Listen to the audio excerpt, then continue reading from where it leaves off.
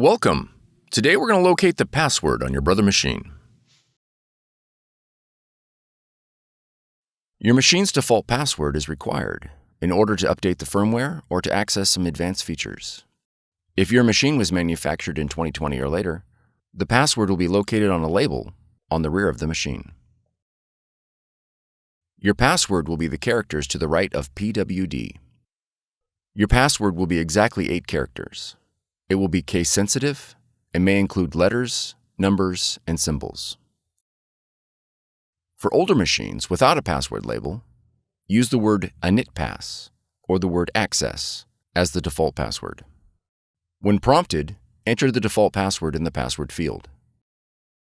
If the password is not accepted, contact your system administrator and ensure the password has not been changed.